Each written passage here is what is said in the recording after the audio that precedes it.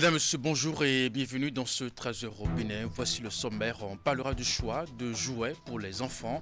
Nous sommes à quelques heures de la fête de Noël et qui dit Noël dit cadeau. Ainsi, quelques jours avant, les parents se rendent au niveau des stands pour effectuer les choix de jouets pour leurs enfants. Mais comment s'opère ce choix et quels sont les critères qui le déterminent? On va le savoir dans un instant. Ensuite, l'élu municipal Émile Rondeladji a entrepris de distribuer, bien entendu, plus de 20 000 jouets de tout genre aux enfants. La première étape s'est déroulée ce lundi devant le collège d'enseignement général Les Pylônes d'Agla. Et puis enfin, quel visage Cotonou présente en ces temps de fête de fin d'année? Si vous êtes un habitué du boulevard de la Marina ou de quelques tronçons stratégiques de la ville de Cotonou, vous avez certainement remarqué un changement sur votre passage. On fera dans un instant un tour de ville. Et voilà pour vous le sommaire de cette édition. À nouveau, bonjour et bienvenue si vous nous rejoignez. Quelques heures nous séparent de la fête de Noël et qui dit Noël dit cadeau. Ainsi donc, quelques jours avant, les parents se rendent au niveau des stands pour effectuer des choix, des jouets pour les enfants. Mais comment s'opère justement ce choix et quels sont les critères qui le déterminent? Élément de réponse dans ce reportage réalisé par Esther Tofa. Léonida est venue prendre jouet pour sa petite fille à l'occasion de la fête de Noël. Son choix, une poupée. C'est le choix de la petite elle-même. Et la poupée, c'est féminin, beaucoup plus féminin. Donc du coup, on préfère aller dans le sens de garçon, fille. Mais toutefois, on peut toujours choisir des jouets mixtes. Il y a les jouets mixtes qu'on choisit. Mais ça, c'est son choix. C'est tout. Mais il ne s'agit pas seulement de se plier au choix de l'enfant. Petite poupée pour la petite fille de 3 ans environ, une voiture ou un vélo en miniature pour le petit garçon. L'âge est l'un des critères déterminant le choix des jouets pour les enfants. Les enfants de 0 à 3 ans ne peuvent pas jouer avec les mêmes jouets, ne peuvent pas utiliser les mêmes jouets que les enfants de 6 ans. Parce que les enfants de 6 ans, 8 ans, 10 ans, leurs jouets contiennent des petits objets que les enfants de bébé, les bébés 3 ans peuvent avaler rapidement. Aujourd'hui, vous allez constater que les jouets à piles sont vixés parce que les enfants, dès qu'ils voient les parents mettre les piles dedans et ils tournent le dos, l'enfant est curieux, il ouvre, il prend la pile, il prend les piles, il met dans la bouche. Les jouets, par exemple, qui jouent la musique, dans lesquels les musiques sont intégrées et dès qu'on appuie le bouton, ça commence par jouer. Vous verrez des berceaux, les berceaux mobiles des enfants et qui comportent ces genres de musique-là. Ça peut captiver déjà l'attention de l'enfant et lui donner le sens non seulement du temps, mais de l'espace, pardon, du temps, mais du son. Et donc ça éveille en l'enfant ces différents sens. Lorsque les enfants grandissent et qu'ils n'ont pas eu la chance de bénéficier d'un certain nombre de jouets, ils peuvent avoir l'âge de 10 ans, de 11 ans, et vouloir qu'on leur offre un jouet qu'ils auraient pu avoir quand ils avaient 3 ou 4 ans. Donc c'est aux parents de suivre le développement de ces enfants-là et de savoir quel est le jouet qui correspond le mieux. Au-delà de la fonction ludique, les jeux ont une fonction éducative. Pour cela, les jouets qui prônent la violence sont à proscrire selon le psychopédagogue. Je veux parler des pistolets, je veux parler des épées, des armes ou de tout ce qui fait du bruit, par exemple à l'extrême, qui n'est pas forcément du niveau de l'enfant. Quand les enfants en arrivent à demander ces jouets-là, c'est aux parents de pouvoir canaliser leurs élans. Parce que, premièrement, un jouet est ludique, comme je l'ai dit. Un jouet doit être aussi éducatif, si c'est possible. Dans la mesure du possible, un jouet doit être éducatif, c'est-à-dire que quand l'enfant l'utilise, il doit pouvoir en tirer bénéfice. Un jouet peut, par exemple, aussi permettre à l'enfant de s'imaginer une profession dans laquelle il pourrait se retrouver demain.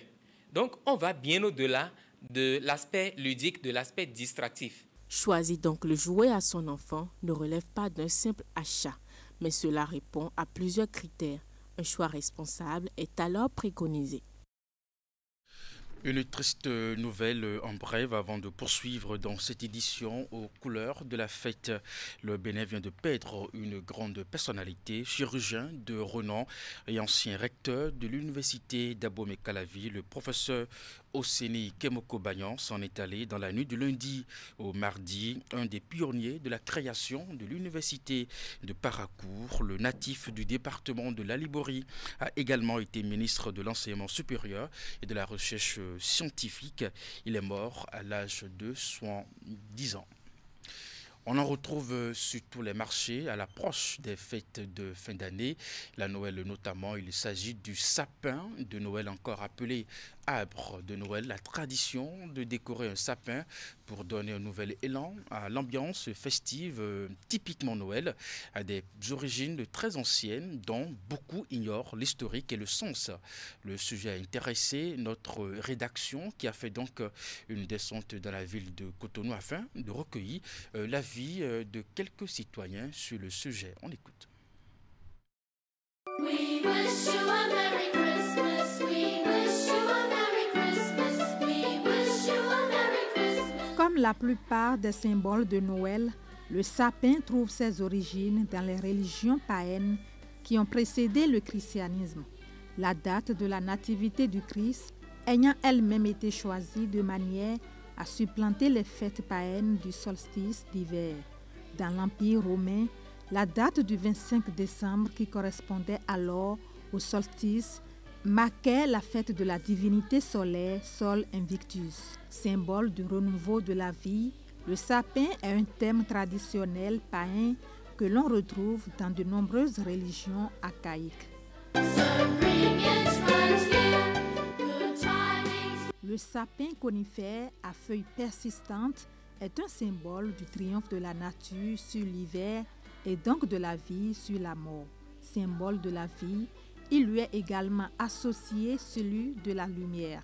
La flamme du siège rappelle l'étoile de Bethléem qui éclaire la nuit, comme Jésus en venant dans le monde éclaire tous les hommes. Pour les chrétiens, il représente l'arbre de vie du paradis, mis en parallèle avec la croix du Christ qui apporte la vie nouvelle. On le mentionne pour la première fois comme arbre de Noël en Alsace, en France, vers 1521. Au XIVe siècle, les décorations étaient composées de pommes, de confiseries et de petits gâteaux. Ce sont les protestants, en 1560, qui développaient la tradition du sapin de Noël pour se démarquer des catholiques. Au XVIIe et XVIIIe siècle apparaissent les premiers sapins illuminés. Le sapin de Noël a donc observé une évolution sans précédent qui lui assure depuis plusieurs siècles le rôle d'emblème de Noël. Depuis lors, on retrouve plusieurs variétés de sapins avec différentes tailles. Nous avons plusieurs variétés de sapins, à savoir des sapins de couleur verte, des sapins floqués, des sapins blowing et des sapins blancs. Nous avons différentes tailles. Pour les sapins verts, nous avons 1,50 m, 1,80 m, 2,10 m et 2,40 m. Et comme vous le voyez, vous allez voir ce sapin, et c'est un sapin avec le thème blanc-vert, oui, blanc-doré. Et chaque sapin, avec chaque sapin, vous allez voir, par exemple, je prends le cas de ça, c'est un sapin vert avec des plumages, chaque sapin avec sa déco. Bien que les origines de cette tradition de Noël se perdent dans les élucubrations de l'histoire, l'arbre de Noël est pourtant devenu légendaire. Pour ces personnes rencontrées dans la ville de Cotonou, la période la plus magique de l'année est sans nul doute la fête de Noël.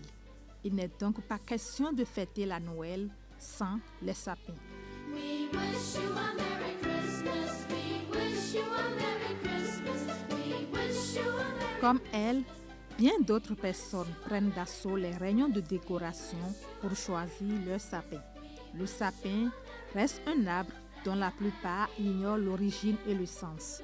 Pour la majorité de ces personnes, leur définition du sens du sapin de Noël reste la décoration. Nous sommes venus acheter le sapin pour orner la maison, pour montrer aux enfants que le Papa Noël s'approche à venir. Donc à la veille, Et nous pensons exposer ça et mettre les lumières dedans et tout pour que les enfants soient contents, quoi. Pour qu'ils soient dans la fièvre de la fête. Depuis mon enfance, mon papa me faisait ça à la maison avec les jouets. Bon, pour nous, quand on voit ça, on sent que le Papa Noël s'approche à venir.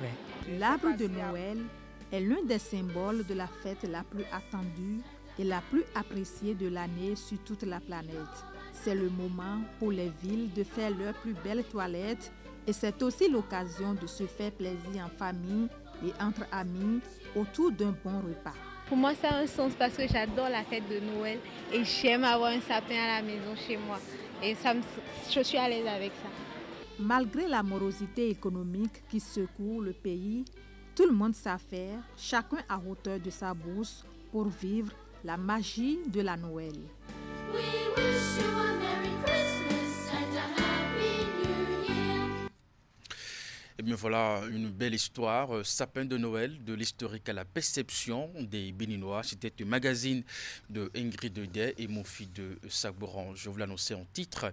Si vous êtes un habitué de boulevard, de la Marina ou de quelques tronçons stratégiques de la ville de Cotonou, vous avez certainement remarqué un changement sur votre passage. Il s'agit du pavoisement de la ville de Cotonou, capitale économique du Bénin, en prélude à la fête de Noël et au Nouvel An aussi. Une équipe de notre rédaction à faire un tour de ville. Voici les images.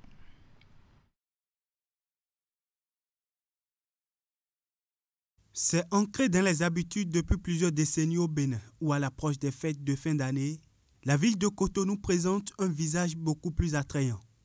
À quelques heures de la fête de la Noël 2024 et du Nouvel An 2025, le constat est encore effectif un peu partout dans la ville.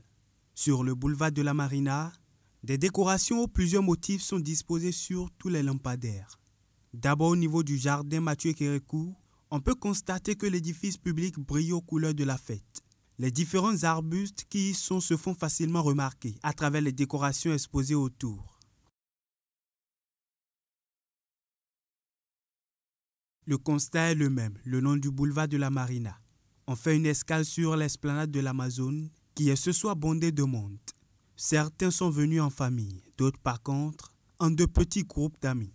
Ils sont là non seulement pour savourer la statue de l'Amazone, mais aussi les différentes décorations qui sont faites sur l'espace.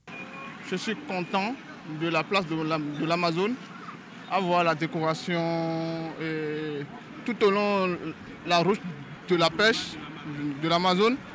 Je suis content. Moi, j'ai quitté Djougou pour venir ici. Franchement, la décoration a été bien faite. Si ce n'est pas bien fait, je ne veux pas quitter Djougou pour venir voir ce qu'ils ont fait là. C'est très bon. C'est très bon. Très parfait. Et nous avons constaté la décoration qui a été faite sur cette place-là. Et vraiment, cette décoration est motivante. Même si vous passez, que vous la voyez, vraiment, ça attire. C'est impeccable.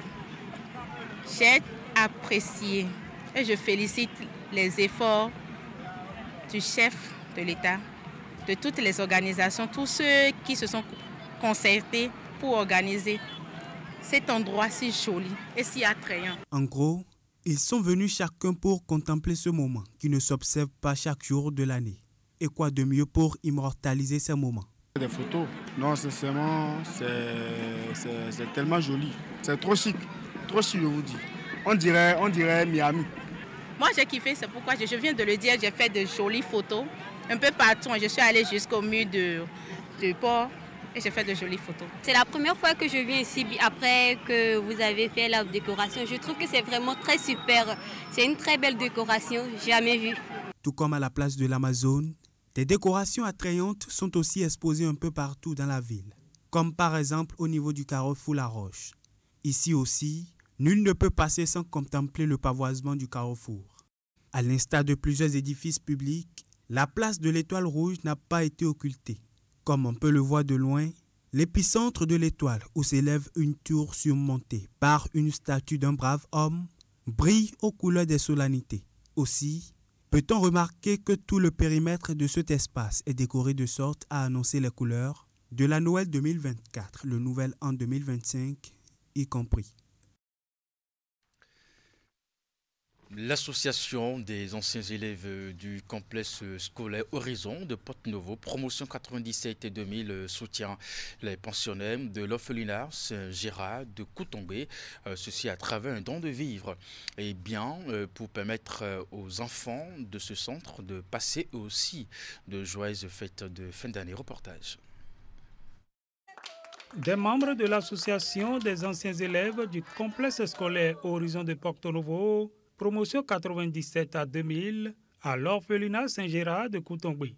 Ils y sont venus les bras chargés de vivres pour soutenir le quotidien de ces enfants orphelins ou abandonnés, pris en charge par les sœurs. Ils ont besoin de nous. Ils appartiennent à la communauté. Et donc, nous avons l'obligation de les soutenir. Et par ces temps de fête, c'est de la joie dans toutes les familles. C'est normal aussi que dans les centres d'orphelinat, que cette même joie s'observe. Et c'est pour cette raison que nous avons, nous, membres de l'association des anciens élèves du complexe scolaire Horizon de Porte-Novo, nous avions décidé de venir avec des vivres pour pouvoir soutenir ces orphelins. Il y a du maïs, il y a du riz, il y a du macaroni, il y a du spaghetti, il y a du poulet que nous avons amené, du poulet congelé, il y a beaucoup de choses. Ce regard d'amour de l'association des anciens élèves du complexe scolaire Horizon de Porte-Novo est très apprécié, surtout en cette période de fête de fin d'année où tout est fait pour procurer joie et sourire aux enfants. Nous sommes vraiment contentes pour ces dons parce que garder ces nombres d'enfants, c'est pas facile. Et nous disons infiniment merci aux anciens et anciennes élèves du complexe scolaire Horizon, promotion 1997 à 2000. Nous ne pouvons pas leur dire merci à la hauteur de ce qu'ils nous ont donné. Mais nous prions Dieu, lui qui est le maître de toute bénédiction, d'abonder leur vie de toutes sortes de grâces, qu'il les accompagne dans leurs projets, activités et leurs familles.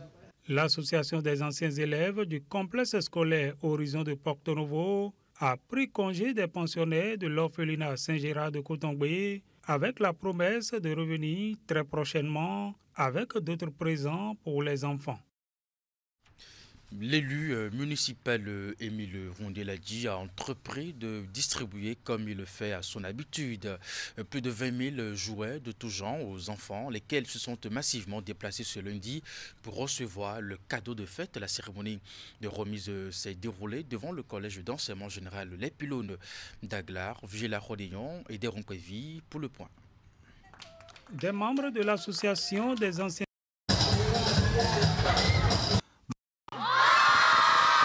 Dans leurs familles respectives, ces enfants n'auraient peut-être jamais eu la chance de toucher un jouet. Mais en l'espace d'une demi-journée, ils ont dû oublier qu'ils sont issus de parents modestes.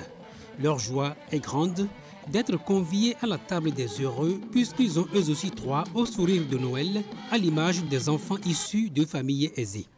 Émile Rondeladi l'a si bien compris qu'il a bien voulu les compter parmi les bénéficiaires de cette opération de distribution de jouets aux enfants de Cotonou.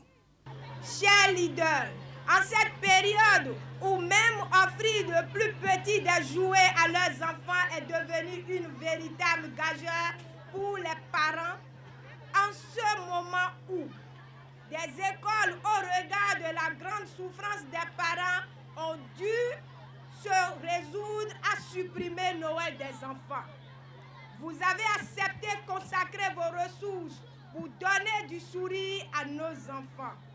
À l'approche de la nativité, il y a des enfants, par du simple fait qu'ils n'ont pas trouvé un seul jouet, sont tristes dans nos maisons. Et après avoir réfléchi, nous nous sommes dit que nous devons aller vers ces enfants-là. Et comme à l'accoutumée, Papa Noël de tout Cotonou, notre cher ami Émile Rondeladi le fait, nous nous sommes associés à lui. Les heureux du jour sont venus du 13e arrondissement de Cotonou. Ils font partie des plus de 20 000 bénéficiaires finaux de cette opération de distribution de jouets dans la ville de Cotonou. Placé sous le haut parrainage de son Excellence, Monsieur le ministre d'État Ablaye Biotane, président du bloc républicain. Cette distribution de 20 000 jouets portés par nous, Émile Roundeladi, et le collectif des élus municipaux BR de Cotonou accompagne le rehaussement social initié par le chef de l'État, son Excellence, M. Patrice Talon, pour soulager les populations dans leurs difficultés. C'est ainsi le lieu d'inviter tous les responsables et cadres à divers niveaux du Parti Bloc républicain à l'unité. Tous les arrondissements de Cotonou vont éprouver la solidarité agissante d'Émile Roundeladi dans le cadre de cette vaste opération de distribution de jouets aux enfants. La Banque of Africa Bénin n'attend pas le 25 décembre pour embarquer les enfants de son personnel dans la magie de Noël dans un cadre immersif de la commune de Semepodi. L'institution bancaire a, conformément à sa tradition annuelle, offert une journée festive aux enfants ce week-end. Voici les images. Dans cette salle de fête décorée pour la circonstance, les enfants des travailleurs de la BO à Bénin célèbrent Noël avant l'heure. Et pour démarrer la journée, quoi de plus excitant que le buffet? Hors d'œuvre, vermicelle, couscous, riz créole et j'en passe. Le choix des mets est fait pour satisfaire le goût des bouts de chou. Rassasiés, les enfants ont désormais assez d'énergie pour monter sur la piste de danse.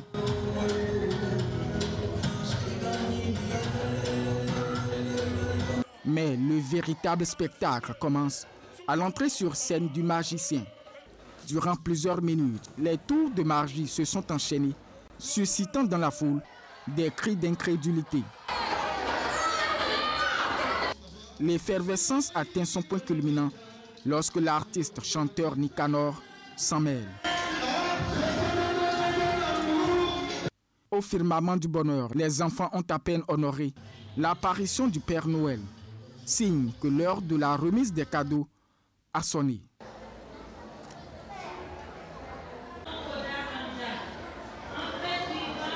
Nous sommes contents et très heureux de prendre soin dont vous nous faites pour nous faire vivre Noël avec tant de plaisir, d'émotion et de joie intense.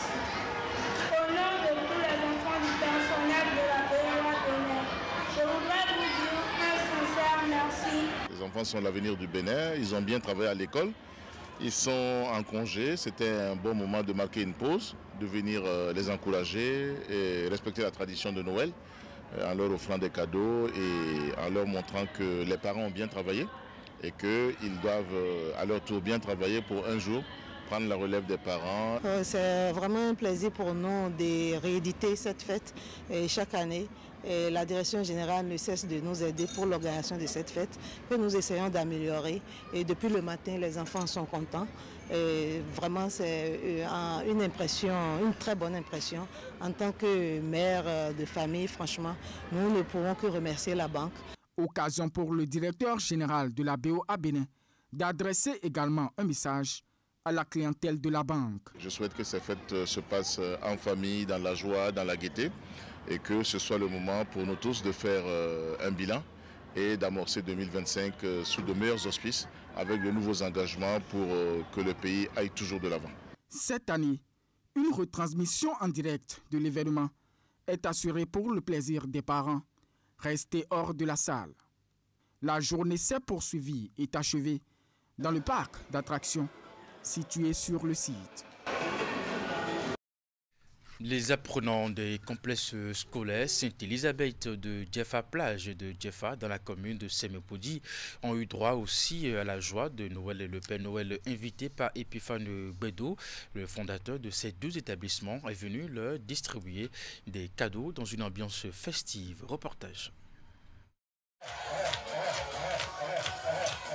Une fête de Noël riche en couleurs pour les petits apprenants du complexe scolaire Sainte-Élisabeth de Djefa Plage.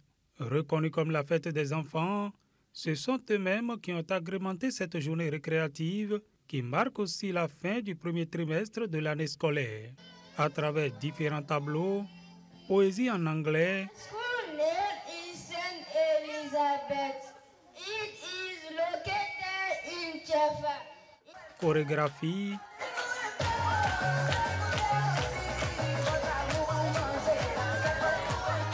sketch et interprétation.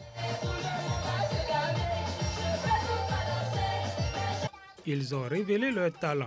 Le point culminant a été la distribution de cadeaux par le Père Noël.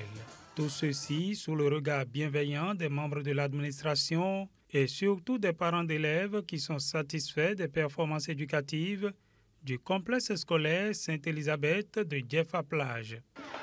Merci, chers parents, pour avoir placé votre confiance en notre école.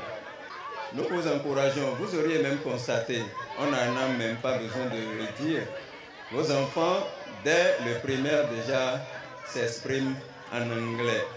Ça veut dire, l'anglais s'apprend ici dès le primaire. Donc nous vous encourageons à inscrire vos enfants dans notre école. Tout se passe ici bien. Nous allons fêter pourquoi? Vous avez fait plusieurs mois. Vous avez commencé depuis septembre et vous avez travaillé.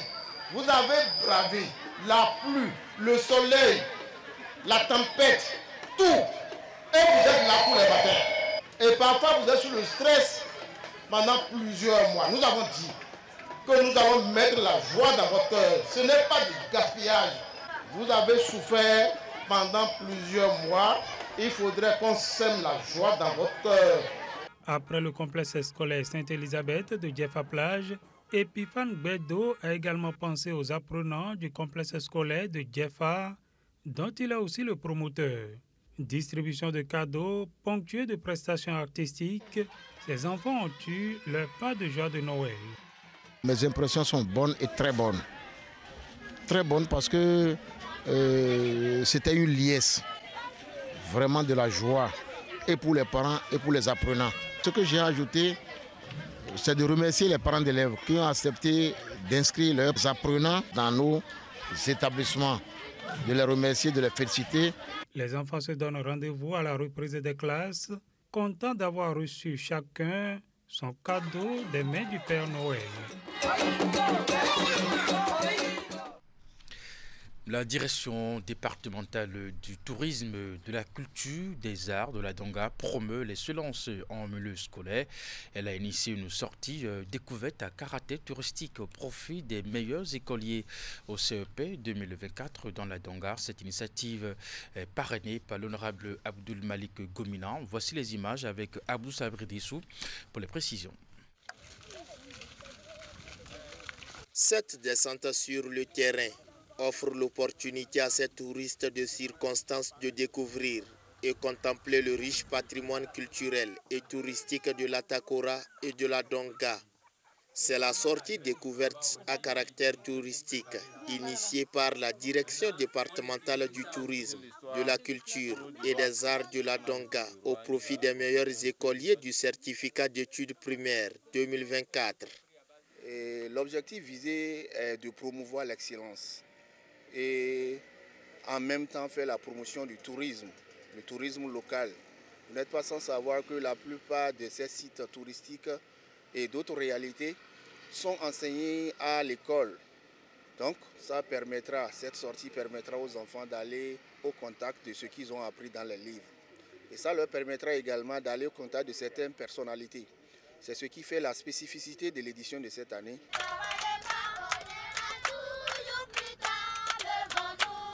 Cette randonnée aux allures divertissantes et instructives a conduit ces écoliers à la bibliothèque Kayeb, au stade omnisport de Djougou et au palais royal de Kilir.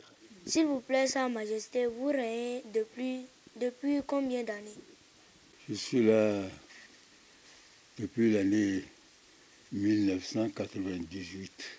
Au domicile de l'honorable Abdul Malik Gomina, parrain de cet événement, ces écoliers ont reçu des chaussures basket et sacs d'écolier, une manière pour les généreux donateurs de stimuler la saine émulation au sein des apprenants. Il faut travailler, chers enfants.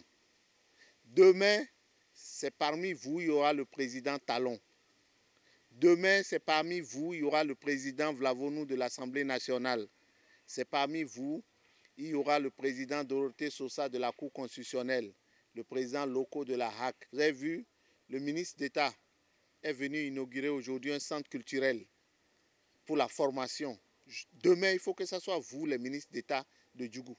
Demain, il faut que ce soit vous, les députés de Djougou. Demain, il faut que la ministre du Commerce quitte dans vos rangs. Et qu'est-ce qui permet cela? C'est le travail à l'école. Et vous êtes sur le bon chemin parce que vous avez commencé. Est-ce que vous me promettez que l'année prochaine, vous serez parmi les premiers du Bénin? C'est un oui timide. Est-ce que vous me promettez? Oui. Voilà, ce oui franc-là me dit que vraiment, l'année prochaine, nous aurons parmi vous les premiers du département. On est allé chez le roi de Djougou. Il nous a donné des conseils. On est allé chez l'honorable Gomina Malik. Il nous a offert des cadeaux, des sacs et des crêpes. On était tellement heureuses. Les échanges ont été interactifs et participatifs. Ils ont permis à l'honorable Abdoul Malik de saluer l'engagement du ministre du Tourisme qui œuvre pour la valorisation et la promotion du patrimoine culturel dont dispose le Bénin. Monsieur le directeur et vos collaborateurs, merci pour cette belle initiative.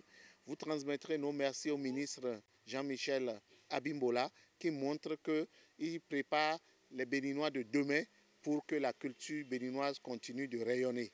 La direction départementale à charge de la culture d'Onga a décerné des attestations de reconnaissance aux enseignants et celles de participation aux écoliers. Nous restons donc dans la promotion de l'excellence. L'association des anciens ballottins et béanzinois a organisé une journée de l'excellence au profit des apprenants de ce lycée qui les a formés. Cross-country, conférence débat sur l'histoire du lycée béanzin et distribution de prix aux meilleurs apprenants ont meublé cette journée organisée par les anciens pour susciter l'émulation au sein des apprenants d'aujourd'hui. Reportage.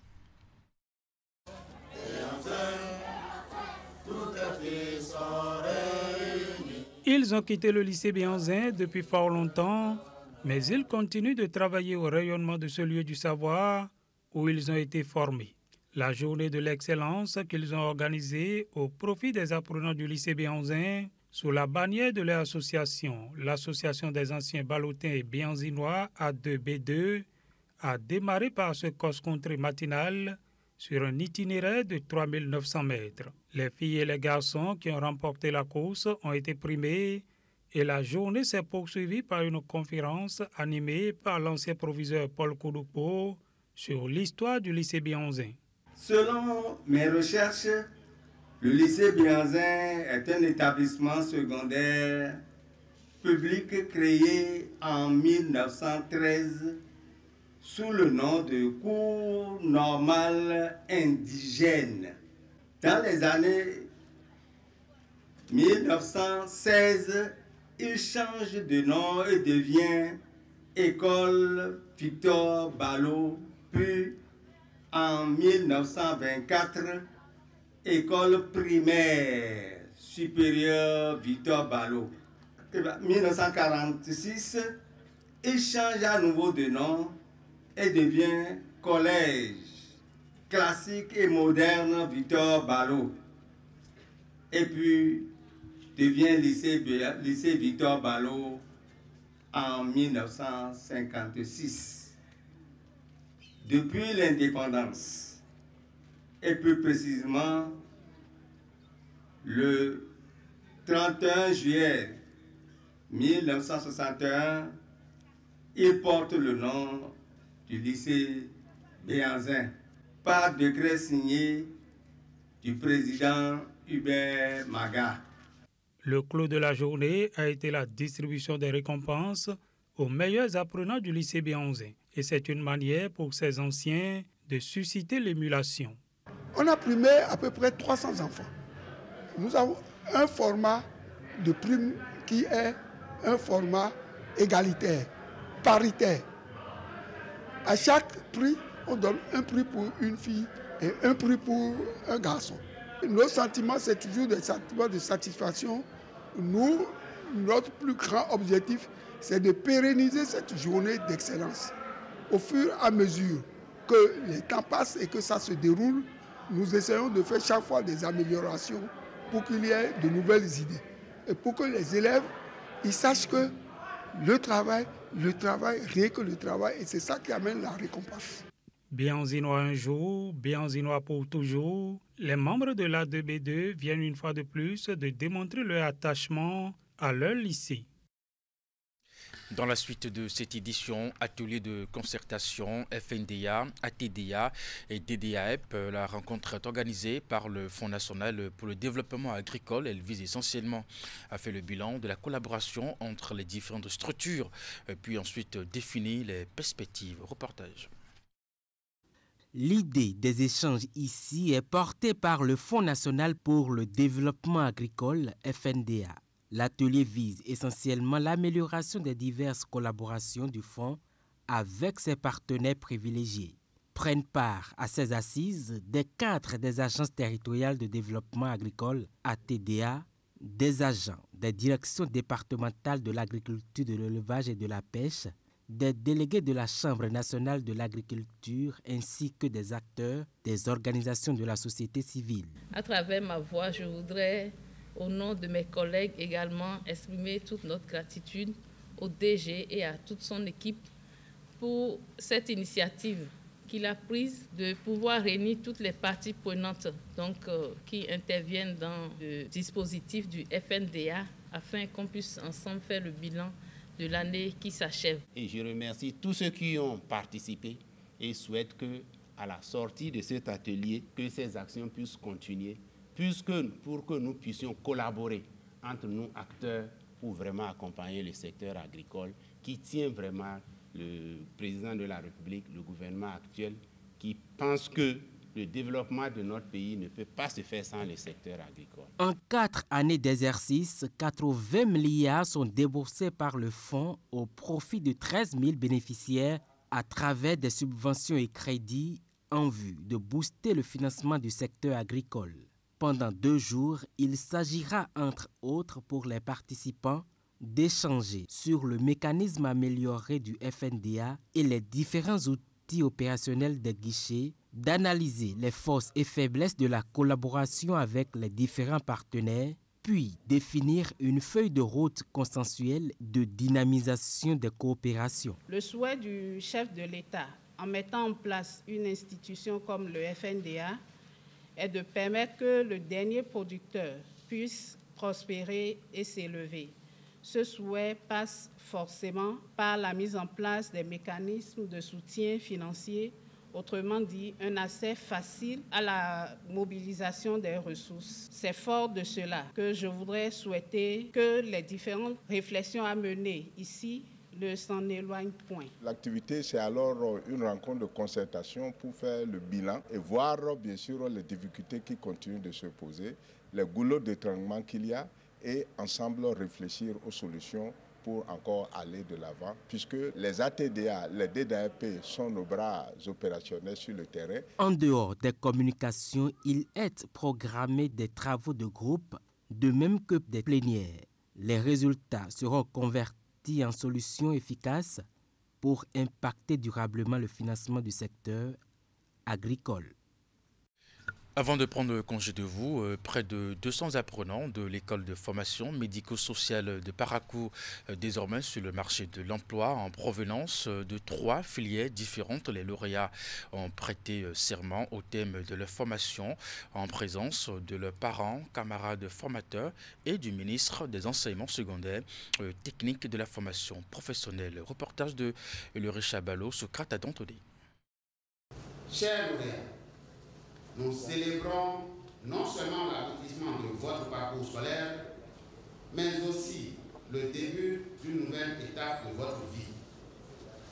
Soyez fiers de ce que vous avez accompli jusqu'à maintenant. Claude Amigbatin, le directeur de l'école de formation médico-sociale EFMS de Parakou, s'adresse ainsi à cette nouvelle vague des apprenants en fin de formation dans ce centre de référence. Cette cérémonie de prestation de serment Des lauréats provenant de 3 filières dont assistants sociaux, techniciens sanitaires et hygiénistes de salle est placé sous le signe de la relance. Tout est relancé désormais à l'UFMS sous leadership éclairé du ministre des Enseignements secondaires, techniques, la formation professionnelle. Je vous demande de l'ovationner, s'il vous plaît.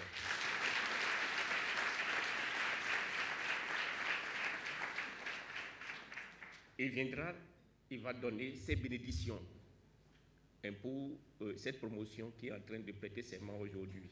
Dynamisation des offres de formation de l'UFMS en réponse aux défis des secteurs de la santé et des affaires sociales. C'est le thème autour duquel se déroule cet événement. Un thème assez évocateur, selon le ministre Kwaro Yves Chabi, qui fait une grande annonce aux récipiendaires. Tous les 23 lauréats de la première promotion des hygiénistes de salle bénéficieront d'un contrat de 2 ans.